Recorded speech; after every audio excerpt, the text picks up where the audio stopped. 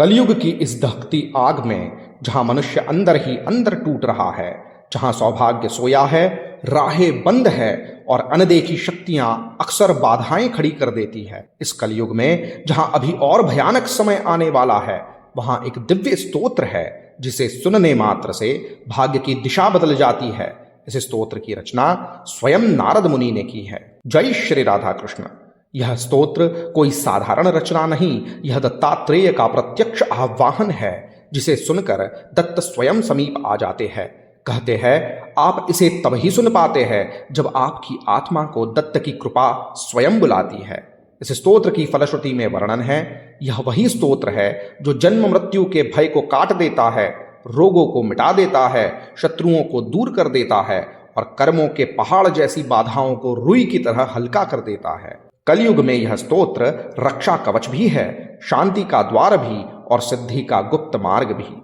यदि आज आपका मन इस स्तोत्र को सुनने के लिए आकर्षित हुआ है तो समझ लीजिए यह संयोग नहीं, यह दत्तात्रेय की बुलाहट है। अब आंखें बंद कीजिए और उस ब्रह्म शक्ति का स्मरण कीजिए जो स्वयं ब्रह्मा भी है, विष्णु भी है, शिव भी है और तीनों का एकत्व रूप दत्तात्रेय आज आपके मन में प्रकट होने वाले हैं। वीडियो को अंत तक अवश्य देखें क्योंकि अंतिम क्षण अत्यंत महत्वपूर्ण है। स्तोत्र के अंत में एक ऐसा श्लोक बताया जाएगा जिसे सुनने वाला कभी खाली हाथ नहीं लौटता। ऐसे दिव्य और रसमय स्तोत्र स्तुतियां हम आपके लिए लाते रहते हैं, इसीलिए इस चैनल को सब्सक्राइब अवश्य कीजिएगा। वीडियो को अंत तक अवश्य देखें और वीडियो के अंत में जय श्री दत्तात्रेय कमेंट करना न भूलें। आइए सुनते हैं नारद कृतम श्री दत्तात्रेय स्तोत्रम। ओम अथ नारद कृतम श्री दत्तात्रेय स्तोत्रम। जटाधरं पाण्डुरंगं शूलहस्तं कृपानिधिं सर्वरोगहरं देवं दत्तात्रेयमहं भजे। अस्य श्री दत्तात्रेय स्तोत्रमन्त्रस्य भगवान् नारद ऋषिः अनुष्टुप् छन्दः। श्री दत्तः परमात्मा देवता श्री दत्त प्रीत्यर्थे जपे विनियोगः। जगदुत्पत्तिकर्त्रे च स्थिति संहार हेतवे भवपाश विमुक्ताय दत्तात्रेय नमोस्तुते।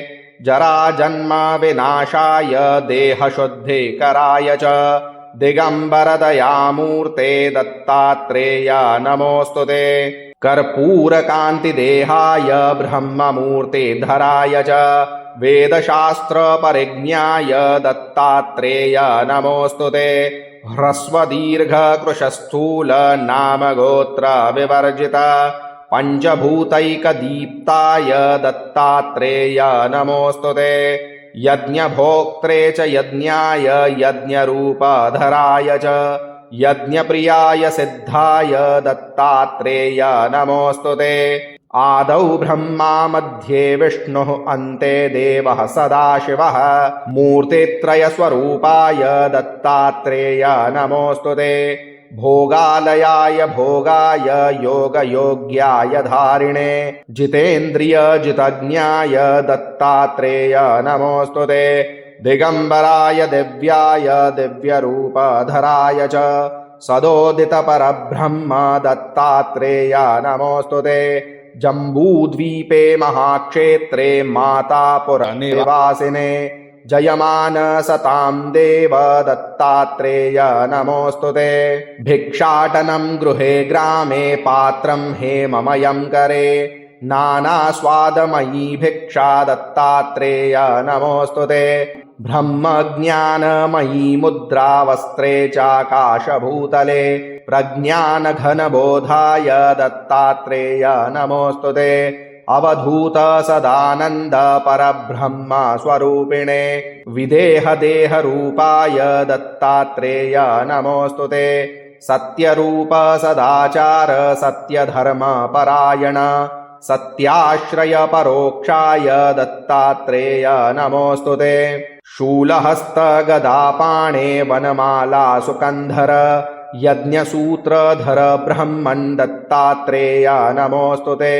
क्षराक्षरस्वरूपाय परात्परतराय च दत्तमुक्तिपरस्तोत्र दत्तात्रेय नमोस्तुते। दत्तविद्याढ्यलक्ष्मीश दत्तस्त्वात्मस्वरूपिणे गुणनिर्गुणरूपाय दत्तात्रेय नमोऽस्तु ते। शत्रुनाशकरं स्तोत्रं ज्ञानविज्ञानदायकं सर्वपापं शमं याति दत्तात्रेय नमोऽस्तु ते। इदं स्तोत्रं महादिव्यं दत्तप्रत्यक्षकारकं दत्तात्रेयप्रसादाच्च नारदेन प्रकीर्तितम्। जगदुत्पत्तिकर्त्रे च स्थितिसंहारहेतवे भवपाशविमुक्ताय दत्तात्रेय नमोऽस्तु ते। जराजन्मविनाशाय देहशुद्धिकराय च दिगम्बरदयामूर्ते दत्तात्रेय नमोऽस्तु ते। कर्पूरकान्तिदेहाय ब्रह्ममूर्तिधराय च वेदशास्त्रपरिज्ञाय दत्तात्रेय नमोऽस्तु ते। ह्रस्वदीर्घकृशस्थूल नामगोत्रविवर्जित पञ्चभूतैकदीप्ताय दत्तात्रेय नमोऽस्तु ते। यज्ञभोक्त्रे च यज्ञाय यज्ञरूपधराय च यज्ञप्रियाय सिद्धाय दत्तात्रेय नमोऽस्तु ते। आदौ ब्रह्मा मध्ये विष्णुः अन्ते देवः सदाशिवः मूर्तित्रयस्वरूपाय दत्तात्रेय नमोऽस्तु ते। भोगालयाय भोगाय योगयोग्याय धारिणे जितेन्द्रियजितज्ञाय दत्तात्रेय नमोऽस्तु ते। दिगम्बराय दिव्याय दिव्यरूपधराय च सदोदितपरब्रह्म दत्तात्रेय नमोऽस्तु ते। जम्बूद्वीपे महाक्षेत्रे मातापुरनिवासिने जयमानसतां देव दत्तात्रेय नमोऽस्तु ते। भिक्षाटनं गृहे ग्रामे पात्रं हेममयं करे नानास्वादमयी भिक्षा दत्तात्रेय नमोऽस्तु ते। ब्रह्मज्ञानमयी मुद्रा वस्त्रे चाकाशभूतले प्रज्ञानघनबोधाय दत्तात्रेय नमोऽस्तु ते। अवधूत सदानन्द परब्रह्म स्वरूपिणे विदेहदेहरूपाय दत्तात्रेय नमोऽस्तु ते। सत्यरूप सदाचार सत्यधर्मपरायण सत्याश्रयपरोक्षाय दत्तात्रेय नमोऽस्तु ते। शूलहस्तगदापाणे वनमाला सुकन्धर यज्ञसूत्रधर ब्रह्मन् दत्तात्रेय नमोऽस्तु ते। क्षराक्षरस्वरूपाय परात्परतराय च दत्तमुक्तिपरस्तोत्र दत्तात्रेय नमोऽस्तु ते। दत्तविद्याढ्यलक्ष्मीश दत्तस्त्वात्मस्वरूपिणे गुणनिर्गुणरूपाय दत्तात्रेय नमोऽस्तु ते। शत्रुनाशकरं स्तोत्रं ज्ञानविज्ञानदायकं सर्वपापं शमं याति दत्तात्रेय नमोऽस्तु ते। इदं स्तोत्रं महादिव्यं दत्तप्रत्यक्षकारकं दत्तात्रेयप्रसादाच्च नारदेन प्रकीर्तितम्। जगदुत्पत्तिकर्त्रे च स्थितिसंहारहेतवे भवपाशविमुक्ताय दत्तात्रेय नमोऽस्तु ते। जराजन्मविनाशाय देहशुद्धिकराय च दिगम्बरदयामूर्ते दत्तात्रेय नमोऽस्तु ते। कर्पूरकान्तिदेहाय ब्रह्ममूर्तिधराय च वेदशास्त्रपरिज्ञाय दत्तात्रेय नमोऽस्तु ते। ह्रस्वदीर्घकृशस्थूल नामगोत्रविवर्जित पञ्चभूतैकदीप्ताय दत्तात्रेय नमोऽस्तु ते। यज्ञभोक्त्रे च यज्ञाय यज्ञरूपधराय च यज्ञप्रियाय सिद्धाय दत्तात्रेय नमोऽस्तु ते। आदौ ब्रह्मा मध्ये विष्णुः अन्ते देवः सदाशिवः मूर्तित्रयस्वरूपाय दत्तात्रेय नमोऽस्तु ते। भोगालयाय भोगाय योगयोग्याय धारिणे जितेन्द्रियजितज्ञाय दत्तात्रेय नमोऽस्तु ते। दिगम्बराय दिव्याय दिव्यरूपधराय च सदोदितपरब्रह्म दत्तात्रेय नमोऽस्तु ते।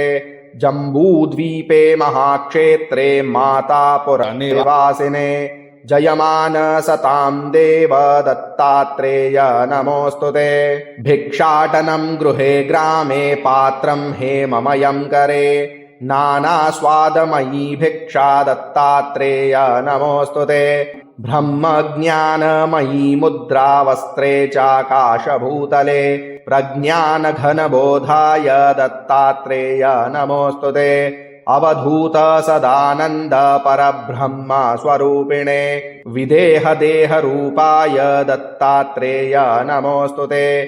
सत्यरूप सदाचार सत्यधर्मपरायण, सत्याश्रय परोक्षाय दत्तात्रेय नमोऽस्तु ते। शूलहस्त गदापाणे वनमाला सुकन्धर, यज्ञसूत्रधर ब्रह्मन् दत्तात्रेय नमोऽस्तु ते। क्षराक्षरस्वरूपाय परात्परतराय च दत्तमुक्तिपरस्तोत्र दत्तात्रेय नमोऽस्तु ते। दत्तविद्याढ्यलक्ष्मीश दत्तस्त्वात्मस्वरूपिणे, गुणनिर्गुणरूपाय दत्तात्रेय नमोऽस्तु ते। शत्रुनाशकरं स्तोत्रं ज्ञानविज्ञानदायकं, सर्वपापं शमं याति दत्तात्रेय नमोऽस्तु ते। इदं स्तोत्रं महादिव्यं दत्तप्रत्यक्षकारकं, दत्तात्रेय प्रसादाच्च नारदेन प्रकीर्तितम्। जगदुत्पत्तिकर्त्रे च स्थितिसंहारहेतवे, भवपाशविमुक्ताय दत्तात्रेय नमोऽस्तु ते।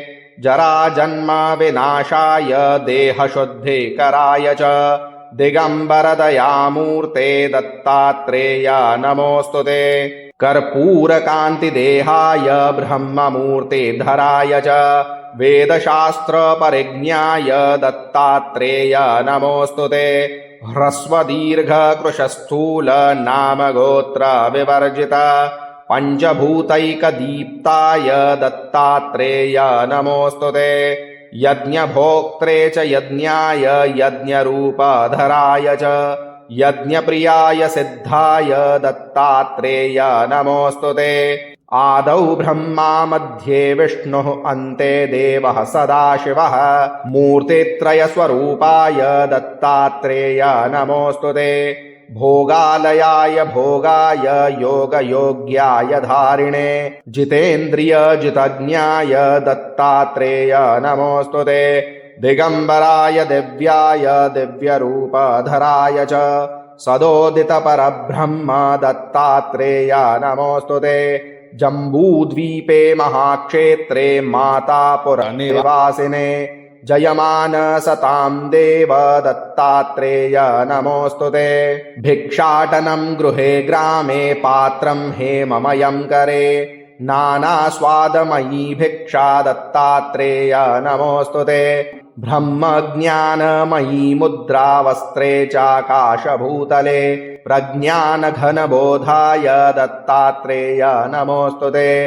अवधूत सदानन्द परब्रह्म स्वरूपिणे, विदेहदेहरूपाय दत्तात्रेय नमोऽस्तु ते। सत्यरूप सदाचार सत्यधर्मपरायण, सत्याश्रय परोक्षाय दत्तात्रेय नमोऽस्तु ते। शूलहस्त गदापाणे वनमाला सुकन्धर, यज्ञसूत्रधर ब्रह्मन् दत्तात्रेय नमोऽस्तु ते।